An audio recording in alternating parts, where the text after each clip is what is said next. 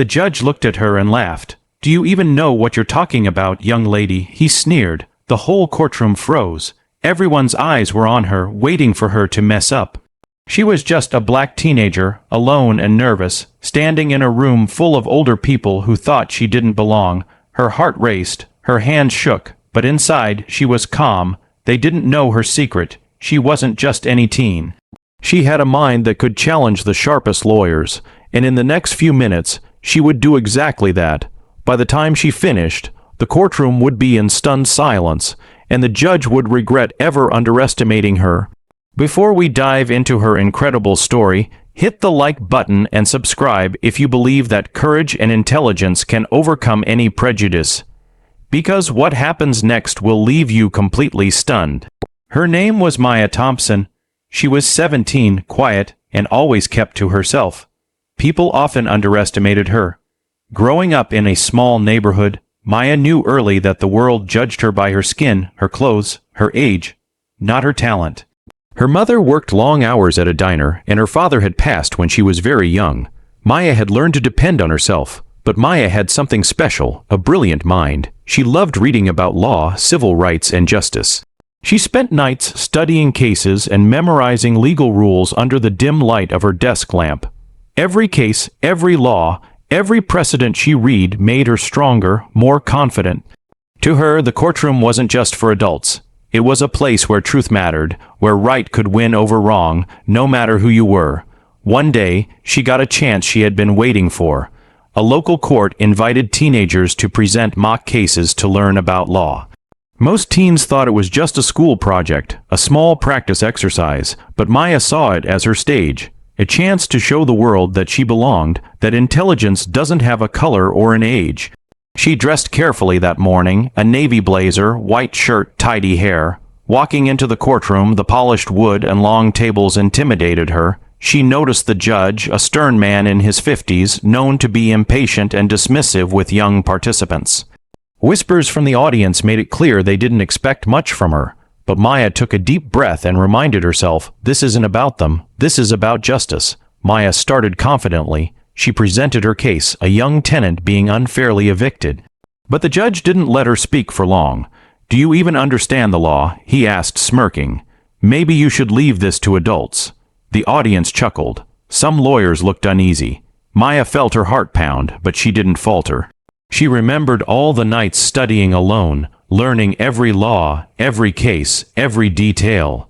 She had prepared for this moment. "Your Honor," she said, steady and calm, "I understand the law and can show that this eviction breaks the rules. Tenants have rights, and landlords must follow them. Courts have decided this in many cases, including Smith v. Evans in 2016, where the court ruled in favor of the tenant when proper notice wasn't given." The judge leaned back, raising an eyebrow. "Do you have proof, or are you just repeating what you've read?" Maya opened her folder and laid out copies of cases, legal statutes, and court opinions. Every piece of evidence was clear, accurate, and well organized. She explained step by step why the tenant was legally protected. The courtroom went quiet. The audience whispered. Lawyers leaned forward. Even the judge seemed shocked, but he tried to hide it.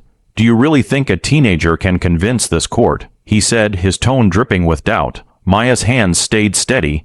"With all respect, Your Honor, the law doesn't care about age or race. It applies to everyone equally. Ignoring someone because of assumptions is the only injustice here. I've studied the law carefully, and my argument follows the same principles any practicing attorney would use." For several minutes, she went through her points one by one. She highlighted errors, inconsistencies, and the correct legal steps.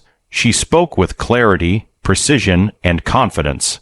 The judge tried to interrupt, but Maya had anticipated every question. She answered calmly, proving she knew the law better than many adults in the room. The tension in the room was thick. Whispers turned into murmurs of admiration. People who had doubted her began to realize that this teenager was extraordinary. The judge, once mocking, now struggled to respond. His face was a mixture of surprise and disbelief. He tried to find a flaw in her argument, but there wasn't one. Maya's evidence was solid, her reasoning flawless. Every counter-argument he tried to throw at her was met with a precise, well-reasoned answer. Finally, he paused, silent, staring at her folder. Then, in a quiet voice, he admitted, This is remarkable." Maya looked up. "Your Honor, the law is impartial. It doesn't favor anyone because of age, skin color, or background. Disregarding someone's voice because of assumptions is the real injustice." The courtroom fell completely silent. Even the lawyers were speechless. The judge had to take a deep breath. "I underestimated you," he said, his voice firm now but full of respect. "You've shown knowledge, wisdom, and skill beyond your years. I've never seen such command of the law from someone your age."